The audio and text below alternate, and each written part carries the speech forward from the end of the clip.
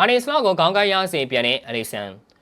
အားလုံးပဲမင်္ဂလာပါဘောလုံးစတား channel လေးကနေပြန်လဲကြိုလိုက်ပါရစေ။လေဘောင်းဟာနေရာဒီလုံးကအသင်းကိုအင်အားဖြည့်တင်ဖို့အတွက်ကစားမသစ်တွေအများကြီးခေါ်ယူအားပေးခဲ့ပါတယ်။စံရင်တင်ပြောင်းရွှေ့ခြင်းနဲ့ကစားမတွေအသင်းကိုရောက်ရှိလာခဲ့ကြပေမဲ့လည်းလေဘောင်းရဲ့အခြေအနေကတော့ရန်နေနေဖြစ်နေပါတယ်။လေဘောင်းကစားမသစ်တွေဟာအသင်းနဲ့အသားကျဖို့ရုန်းကန်နေရပြီးကံကောင်းတဲ့နောက်ကျဂိုးတွေနဲ့လေဘောင်းတို့တာထွက်ခဲ့ကြပါတယ်။ပြီးခဲ့တဲ့တစ်ပတ်ကခွေစတယ်ဘဲလေးကိုရှုံးနေခဲ့တဲ့လေဘောင်းဟာဂျားရဲမှာလည်းအရှုံးပေါ်အရှုံးစင်ဂါရာဆေးကိုချန်ပီယံလိပွဲစဉ်နှစ်မှာ1စီနဲ့ရှုံးနေလာခဲ့ပြန်ပါတယ်။ရတဲ့တွေမကောင်းရတဲ့အချိန်အာနီစလောက်အတွက်ခေါင်းကိုက်ဆရာတစ်ခုထပ်ပြီးတော့ပေါ်လာခဲ့ပါတယ်။ဒီပွဲမှာဒဏ်ရာရရှိသွားခဲ့တဲ့ဂိုးသမားအလီဆင်ဘတ်ကာဟာဒဏ်ရာကြောင့်ကာလာရှိအနားယူရတော့မယ်လို့သိရပါတယ်။ဂါလာစီနဲ့ပွဲစဉ်မှာအလီဆင်ကဒုတိယပိုင်းပြန်စမှာရင်ဗီတာအိုစီမန်ရဲ့ကံချက်ကိုကာကွယ်ရင်းဒဏ်ရာရရှိသွားခဲ့တာပါ။အလီဆင်ကဆက်ကစားဖို့ကြိုးစားပေမဲ့ဘယ်လိုမှဖြစ်နိုင်တော့တာကြောင့်လူစားလဲလိုက်ရပါတယ်။ဂျာဗင်းဒီမှာစစ်စစ်ချက်ထွက်လာတဲ့အခါမှာတော့အလီဆင်ဟာနိုင်ငံတကာပေးရက်အထိတလကျော်ကြာအနားယူရမယ်လို့သိရပါတယ်။ဒီတိုင်းသာဆိုရင်တော့ကမ္ဘာအကောင်းဆုံးဂိုးသမားဟာလေဘောင်ရဲ့အရေးကြီးပွဲစဉ်တွေဖြစ်တဲ့ Chelsea, Manchester United, Manchester City, Real Madrid နဲ့ပွဲစဉ်တွေကိုလဲကျော်သွားတော့မှာဖြစ်ပါတယ်။အလီဆင်ရဲ့နေရာမှာလေဘောင်တို့အသစ်ခေါ်ယူထားတဲ့ဂိုးသမားဂျော်ဂျီမာမာတက်ဘီလီကတာဝန်ယူပွဲထွက်ကစားသွားမှာပါ။အသက်25နှစ်အရွယ်ဂျော်ဂျီယာသားဟာဒီယာဒီလေဘောင်အတွက်ဆောင်းတန်ကို2-1နဲ့နိုင်ရရှိခဲ့တဲ့